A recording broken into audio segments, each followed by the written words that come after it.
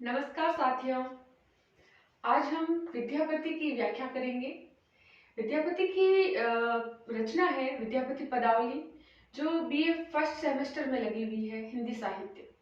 तो उनके कुछ पद दे रखे हैं विद्यापति पदावली के, उनकी व्याख्या हम आज देख रहे हैं।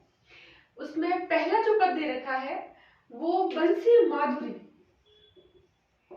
यानी कि कृष्ण की जो बंसी है उस बंसी पर यह पद लिखा गया है, जिसमें वो अपनी मधुर बंसी की धुन से अपने प्रेम को, जगत में जो मर्यादा हमारी बंध रखी है कि हम अपने प्रेम को हमारे भारतीय संस्कृति के अनुसार किस प्रकार जो है वो आसानी से सबके सामने नहीं बता सकते, तो अपने संकेत के माध्यम से, मुरली के संकेत के माध्यम से अपने राधा को जो है पुकार रहे हैं, अपने निश्चित स्थान पे बुला रहे हैं। और उस प्रेम में जो कृष्ण है, उस कृष्ण की जो व्याकुलता है, उस व्याकुलता को भी दिखाया गया है।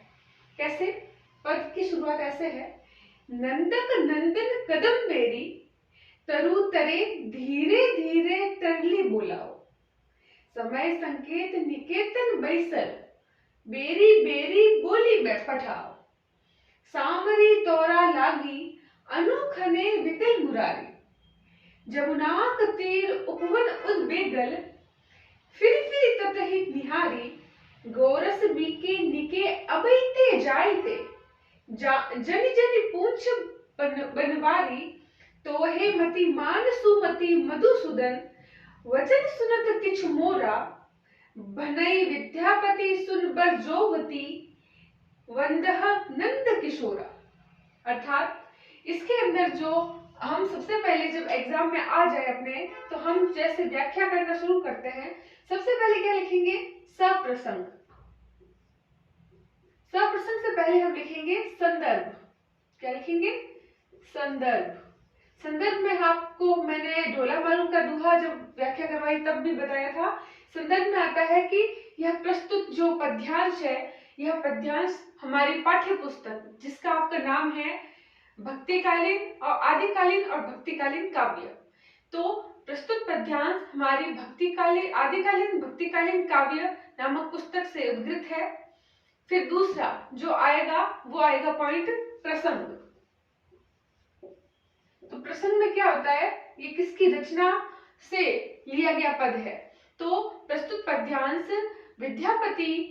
कवि विद्यापति की पदावली रचना से लिया गया है, जिसमें श्री कृष्ण की बंसी की धुन से वो अपने प्रेम को प्रस्तुत करते हैं और उनकी जो राधा के प्रति जो प्रेम है उसमें उनकी क्या व्याकुल स्थिति है, उस स्थिति का चित्रण किया गया है। फिर आगे हम इसकी तीसरा जो पॉइंट है जिसमें हम क्या लिखेंगे? व्याख्या। व्याख्या में हम क्या करेंगे कि यहाँ पे जो पहली पंक्ति दे रखी है, नंदक नंदन। नंदक नंदन मतलब कि नंद का जो नंद है, नंद का जो नंदन है, नंदन मतलब क्या होता है? पुत्र। तो नंद का जो पुत्र है वो कौन है? श्री कृष्ण है। ठीक है। तो नंदक नंदन अर्थात नंद के पुत्र श्री कृष्ण कदम बेरी। कदम बेरी का अर्थ क्या है? यहाँ पर कदम का पेड़, तरु मतलब पेड़, तरे मतलब नीचे। किसके नीचे? कदम के पेड़ के नीचे। कौन? नंद अर्थात नंद अर्थात पुत्र श्री कृष्ण कदम के पेड़ के नीचे क्या कर रहे हैं? धीरे धीरे अर्थात बहुत मध्यम मध्यम मधुर मधुर आवाज में क्या कर रहे हैं? टरली बोलाओ। टरली का अर्थ है यहाँ पे मुरली अर्थात बांसुरी। जो नंद के जो पुत्र कृष्ण है वो कदम के पेड़ के नीचे अपनी मुरली को धीरे धीरे मधुर मधुर आवाज में बुला रहे हैं अर्थात बजा रहे हैं।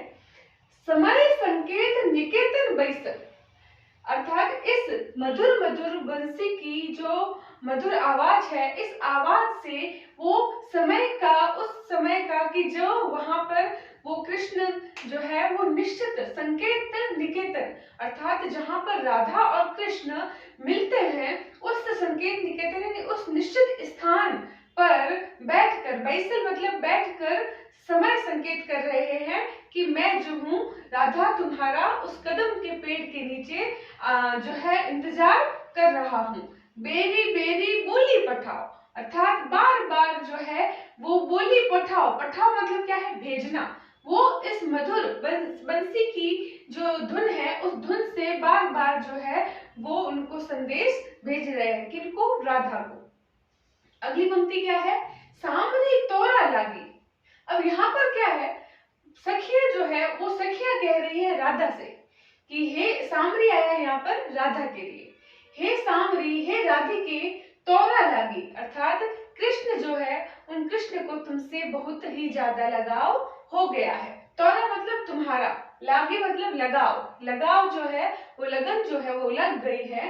अनूख ने विकल मुरारे, और उस लगाव के कारण अनूख ने यानी नित्य, विकुल, विकल यानी कि व्याकुल रहते हैं, मुरारी यानी कृष्ण जो है वो तुम्हारे से लगन अर्थात तुमसे जुड़कर जो है वो प्रत्येक क्षण जो है वो व्याकुल रहते हैं। जमुनांक उपवन उद्वेगल, और उसकी स्थिति तो सुनो तुम, क्या सुनो कि जमुनांक अर्थात यमुना नदी के किनारे, तिर मतलब क्या होता है, किनारा, तो यमुना नदी के किनारे उपवन यानी कि जो उपवन है उस उपवन में उद्वेगल अर्थात वो व्याकुल हो रहे हैं, चिंतित हो रहे हैं, नित्य तुम्हारा जो है वो पुकार पुकार कर तुम्हें अपनी व्याकुलता को प्रस्तुत कर रहे हैं।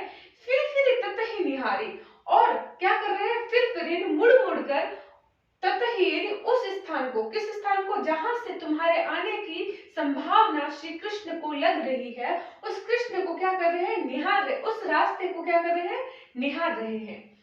फिर आगे क्या है, और इतना ही नहीं, गौरस बिके निके अब इते जा इते, अर्थात गौरस, गौरस मतलब क्या होता है, गाय का रस, गाय के जो रस है, दूध है, दूध से दही है, घी है, छाछ है, अर्थात गाय की दूध से बनी हुई जो विभिन्न जो सामग्रियां हैं जिनको बेचने के लिए जो ग्वालिनें हैं, वो जो वहां से जो भी निकल रही है, बिके यानी कि बेचने के लिए, गौरस को बेचने के लिए जो भी महिलाएं, जो भी ग्वालिनें अबैते जायते मतलब आती और जाती जो नायिकाएं हैं, उन ग्वालिनों से जो कृष्ण है जनी जनी मतलब एक एक से पुंछ बनवारी, कृष्ण जो है वो पूछ रहे हैं किसके बारे में, राधा अर्थात तुम्हारे बारे में। कृष्ण जो है वो प्रत्येक ग्वालिन से आती जाती, प्रत्येक ग्वालिन से जो गौरस बेच रही है उनसे पूछ रही है तो कि राधा जो है वो राधा कहाँ है और राधा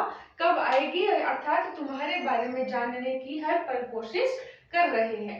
तो आगे क्या है कि तेहि तोहे मति मान सुमति मधुसूदन, अर्थात तोहे मति मान, हम जो है सखिया कह रही है कि हम तुम्हें, राधा तुम्हें मतिमान बुद्धिमान जानकर, सुमति मधुसूदन, तुम तो बुद्धिमान हो ही, सुमति अर्थात मधुसूदन कृष्ण जो है वो भी बुद्धिमान है। तो वचन सुनत किछु मोरा, अगर राधिका तुम हमारा वचन सुनती हो, अगर तुम हमारी बात मानती हो, तो क्या किछु मोरा, मेरी बात मानती हो तो हम तुमसे कहना चाहते हैं, क्या कहना चाहते हैं कि तुम तो बुद्धिमान हो ही, और सुमति अर्थात कृष्ण भी बुद्धिमान है, तो फिर तुम जो है कृष्ण के पुकारे जाने पर उनके पास क्यों नहीं जा रही हो। भनई विद्यापति सुन बरजोवती, विद्यापति कहते हैं कि सुन जोवती, हे सखी कह रही है कि हे राधिका, तो बरजोवती यहाँ पे किसके लिए है, राधिका के लिए है, कि हे राधिका वंदह नंद किशोर, हम तुम अगर हमारी सुनो तो तुम किसकी, नंद किशोर अर्थात कृष्ण की वंदना करो। यहाँ पर जो संपूर्ण पंक्तियां कही है, इस पंक्तियों में हम देखते हैं कि राधा और कृष्ण के प्रेम को बताया गया है, और इस प्रेम में हम कृष्ण की राधा के प्रति आकुलता, विरह आकुलता देखते हैं, उनके प्रति प्रेम और अनुराग को देखते हैं, जो कि हमारे इष्ट, हमारे जो अध्यात्म के रूप में जो राधा और कृष्ण है, विद्यापति ने उनका वर्णन न करके यहाँ पर श्रृंगारिक और प्रेम का जो अनुभूति होती है उसको प्रस्तुत किया है। अर्थात यहाँ पर लौकिक प्रेम के माध्यम से हम लोगों को यह संकेत किया है, हम लोगों को यह संदेश दिया है कि जो मर्यादित प्रेम होता है, वह मर्यादित प्रेम किस प्रकार से प्रस्तुत किया जाता है, तो वही प्रेम जो है यहाँ पर राधा और कृष्ण का कृष्ण के माध्यम से मीठी मीठी मधुर मधुर बंसी बजाकर प्रस्तुत किया गया है। और इस प्रकार व्याख्या जो है हम करेंगे, और जो अंतिम पॉइंट होगा वो होगा काव्यगत विशेषता। तो काव्यगत विशेषता में मैंने आपको कहा था कि विद्यापति पदावली जो है उसकी भाषा क्या है, उसकी भाषा है मैथिली। दूसरा इसमें पॉइंट क्या बनेगा, इसके अंदर श्री कृष्ण ने अर्थात श्री कृष्ण का राधा के प्रति प्रेम की विरहाकुलता मतलब कि विरह में राधा से मिलने की जो वो विरहाकुलता है, यानी कि जो उससे मिलने की जो इच्छा है, वो इच्छा जो है यहाँ पर प्रस्तुत की गई है। तभी तो वो गौरस बेच के जाने वाली प्रत्येक ग्वालिन से यहाँ तक कि आने जाने वाले प्रत्येक व्यक्ति से राधा के आने जाने के बारे में पूछ रहे हैं, और नित्य उस रास्ते को निहार रहे हैं जहाँ से राधा के कभी आने की गुंजाइश हो रही है या होती है। और उस स्थान पर, उस निश्चित स्थान पर जहाँ पर अक्सर वो मिला करते हैं, उन सब के चित्रण से पता चलता है कि यहाँ पर कृष्ण जो है वो राधा से मिलने के लिए व्याकुल हो रहे हैं। और विद्यापति ने उन कृष्ण के उन्हीं प्रेमानुभूति के पल को इस पद के अंदर प्रस्तुत किया है। और साथ ही हम देखते हैं इसके अंदर विद्यापति ने श्रृंगार चित्रण अर्थात श्रृंगार रस का प्रयोग किया है। और ये पद अर्थात विद्यापति पदावली के अधिकतर पदों को जब हम पढ़ेंगे तो उससे अधिकतर यही ज्ञात होगा कि विद्यापति जो है वो एक श्रृंगारी कवि है, न कि भक्त कवि। अर्थात यहाँ पर जो प्रेम वर्णन भी प्रस्तुत किया है तो वो प्रेम वर्णन आध्यात्मिक नहीं होकर क्या है, लौकिक है। और यह लौकिक प्रेम वर्णन उनकी श्रृंगारिक दृष्टि को प्रस्तुत करता है। और इसके साथ ही हम जो अगला पद देखेंगे उस पद में भी वंशी माधुरी अर्थात मधुर वंशी के माध्यम से कृष्ण जो है वो राधा के मिलन के लिए और राधा और कृष्ण के बारे में ही चित्रण किया जाएगा। तो दूसरा पद कुछ इस प्रकार है।